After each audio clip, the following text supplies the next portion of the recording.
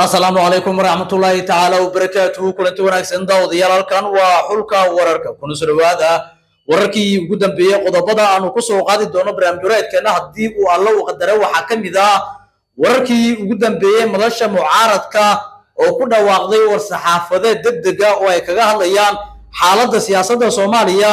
iyo ismarwaagii ka dhaxeeyay madaxweyne Xasan Sheekh Maxamuud iyo sidoo kale siyaasiyiinta mucaaradka haddaba qaybtan waxa ay kula wadaagi doonaa war saxaafadeedka goordhow ka soo baxay madasha mucaaradka miyuu yahay war saxaafadeed oo ay isku waafaqsan yihiin siyaasiyiinta mucaaradka ee ka soo horjeedo madaxweyne Xasan Sheekh Maxamuud waxa la wadaagi doonaa warar macluumaad iyo xog xasaasi ah oo arintaasi ku aadan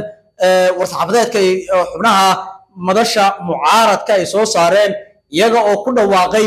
in dalka uu cagaha galiyay xaalad halis ah dalkana ay tahay in laga badbaadiyo madaxweyne Xasan Sheekh Maxamuud haddaba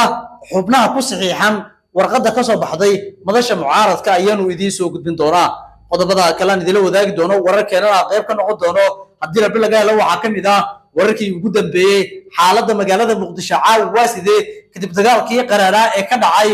xaafadda Tarabuunka ee degmada Hodan qasaaraha guud dhimashada iyo dhaawaca inta la og yahay dowladda Soomaaliya oo wali baad goobayso xubnaha kamid ah maleeshiyaadkii ka dagaalamay xaafadda Tarabuunka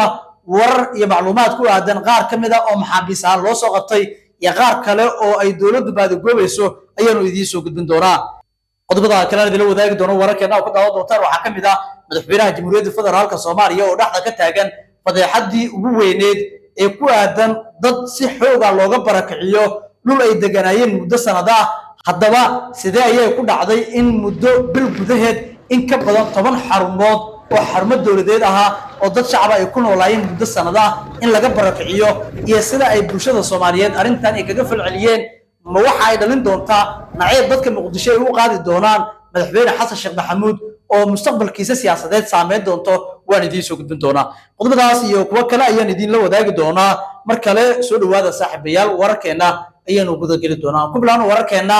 caawa isla markaasina ugu horeysiino wararkii ugu dambeeyay war saxaafadeed goordhow ka soo baxay siyaasiyiinta mucaaradka ee ka soo horjeedo madaxweynaha Jamhuuriyadda Federaalka Soomaaliya war saxaafadeedkan oo uu warbaahintu u aqriyay Daahir Maxamuud Geelle waxa looga hadlayaa saddex qodob oo waaweyn oo ay ka mid yihiin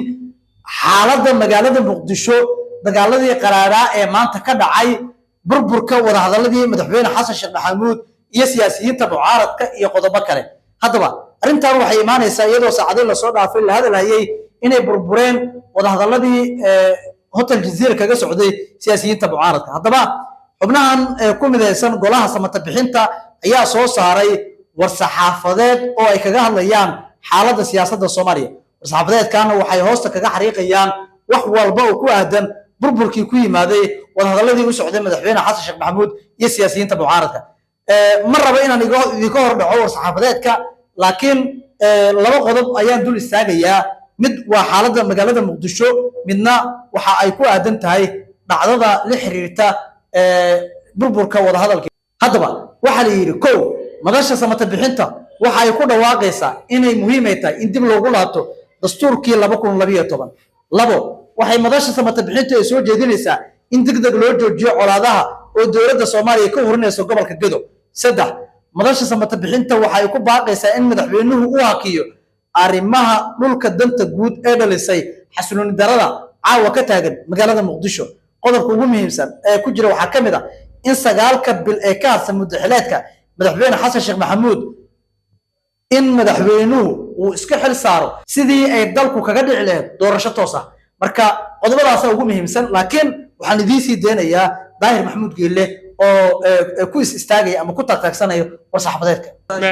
meelihii aan rabnay ma aanu gaarin natiijada aan rabnay wali ma lama gaarin laakiin waxaa naga go'an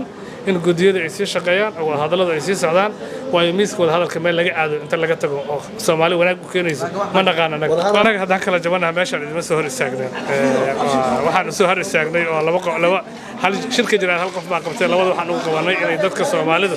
ay shaki baxaan oo madashu waa lahaansha Soomaali ay leedahay inay wada shaqeynayso inaad aragtaan anagu talagalnay wax kala jablaynaad ma jiraan anaga waxaan ka hadalnay waxay tahay dawlad jirto iyo dawladda imaan doonto sida ay u dhici lahayd xilli kala guur oo nabad oo ammaan ah cidda madaxweynaha noqon doonto labada kun lix iyo labaatanka ma naqaano cidda ra'iisul wasaaraha noqon doonta ma naqaano isbeddel dowladnimada Soomaaliya ku yimaado doorasha ugu horeysa iyadii baan ka shaqeynaa sax ka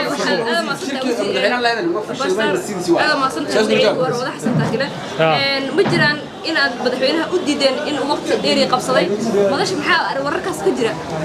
taas waxa uga shaki bixi kartaan annaga guddiga wada hadallada nooga qayb galay saddexdii xubnood iyo saddexdii xubnood xaq ka imaanaysay waxaan ku kallifnay inay wada hadalladii sii wadaan oo kulamada ay sii joogtayaan marka gogol aan salka ka dhadhabanay ma jirto gacan aan filiqnay ma jirto nabad baan raadinaynaa wada jir baan rabnaa miisaan rabnaa arrinta kulama waa hagaag aragtidaada ku aadan daahir maxamuud geelo war-saxaafadeedka uu markaasi akhriyey hoos ayaa noogu reebi kartaa